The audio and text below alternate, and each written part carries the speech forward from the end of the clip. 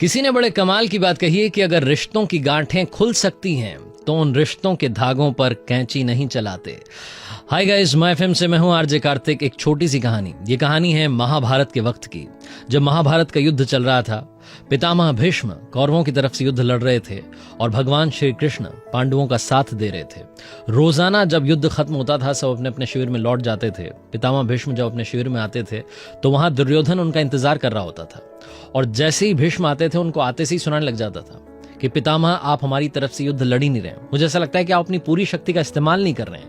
आप युद्ध भूमि में जाएं और पांडव बच जाएं, ऐसा हो ही नहीं सकता। वो रोज आता था, यही बात कहता था, रोजाना आकर के आरोप लगाता था कि आप हमारी तरफ से युद्ध नहीं लड़ रहे हैं, आप पांडवों का साथ दे रहे हैं। क्योंकि दुर्योधन को ऐसा लगता था कि ये फुल पावर से अगर लड़ेंगे तो पांडव बच ही नहीं सकते, उनका वध होना निश्चित है। एक दिन वो फिर से आया, शाम में आकर के सुनाने लगा तो पितामह भीष्म उस दिन तंग हो गए। उन्होंने पता नहीं अचानक से ये प्रतिज्ञा ले ली। उन्होंने बोला कि मैं गंगा पुत्र भीष्म ये प्रतिज्ञा लेता हूं कि पांडवों का कल युद्ध भूमि में जाकर के वध कर दूंगा। और जैसे उन्होंने ये प्रतिज्ञा ली, ये बात जंगल में आग की तरह फैल गई। कौरवों के शिविर में पहुंची। दुर्योधन ने जाकर के अपने भाइयों को बताया कि देखो भैया, कल तो जो है युद्ध खत्म हो जाएगा।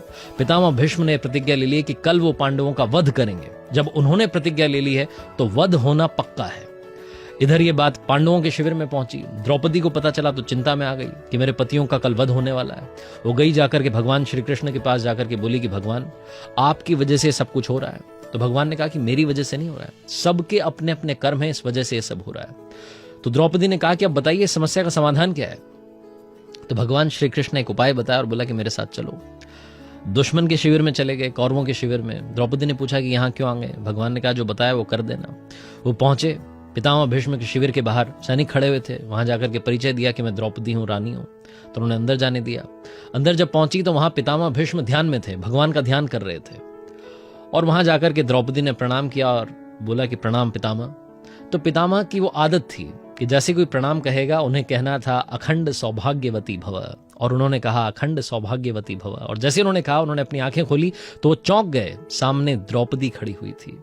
वो संकट में पड़ गए कि अभी थोड़ी देर पहले दुर्योधन के सामने प्रतिज्ञा लिए कि पांडवों का वध कर दूंगा, और अब पांडवों की जो पत्नी है द्रौपदी, उसको आशीर्वाद दिया है अखंड सौभाग्यवती भव।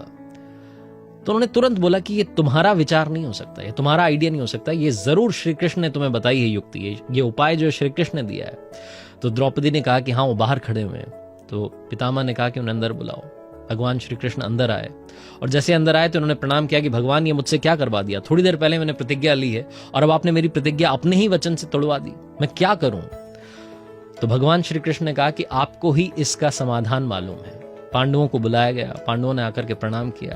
तो पितामह भीष्म ने कहा कि अब तुम्हें मेरा एक वचन निभाना होगा, तुम सबको मेरी बात माननी होगी। अर्जुन, कल तुम मेरा वध करोगे, और क्योंकि तुम मेरा वध कर नहीं सकते हो, तुम इतने ताकतवर हो नहीं, इसलिए तुम जब मेरे ऊपर तीर लगाने लगो तो अपने सामने एक नारी को ले आना। तो पांडवों ने पूछा कि नारी कहां से आएगी युद्ध भूमि में। पांडव पहले तो मना करने लगे कि पितामह आप पर कैसे तीर चला सकते हैं, लेकिन उन्होंने आदेश दिया तो मानना था। तो फिर वो जो नारी वाली बात आई तो पितामह भीष्म ने कहा कि वो जो शिखंडी तुम मानते हो तुम्हारी सेना में है, वो शिखंडी नहीं है, वो शिखंडनी थी। शिखंडनी जन्मी थी जिसने यक्ष की मदद से खुद को शिखंडी बना लिया। उसको तुम अपने सामने लेकर के आ जाना, और जब शिखंडनी तुम्हारे सामने आ जाएगी तो मुझ पर तीर चलाने लगना और मेरा वध कर देना, मुझे धराशायी कर देना। ये छोटी सी कहानी है महाभारत की, और कुछ बातें हमें सिखाती है। सबसे पहली बात जो सिखाती है वो है संस्कार। द्रौपदी के संस्कार थे कि वो जाकर के प्रणाम करने पहुंची। यही काम कौरवों की पत्नी भी कर सकती थी। वो पत्नी आकर के प्रणाम करती, और अगर पितामह भीष्म उनको अखंड सौभाग्यवती का आशीर्वाद दे देते तो शायद कौरव भी बच जाते, लेकिन ऐसा नहीं हुआ।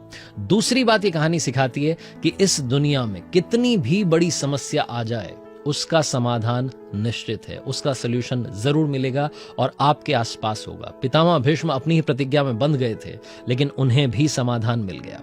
छोटी सी कहानी लाइफ में बहुत कुछ सिखाती है। अपनी जिंदगी में सीखते चलें, आगे बढ़ते चलें। और आरजे कार्तिक आज एक बार फिर से आपसे वही कहेगा जो हर कहानी के आखिरी में कहता है, कर दिखाएं कुछ ऐसा कि दुनिया करना चाहे आपके जैसा। याद रखिए, हर सोमवार सुबह 9:30 बजे मेरे फेसबुक पेज, यूट्यूब चैनल पर देखिए एक नई कहानी।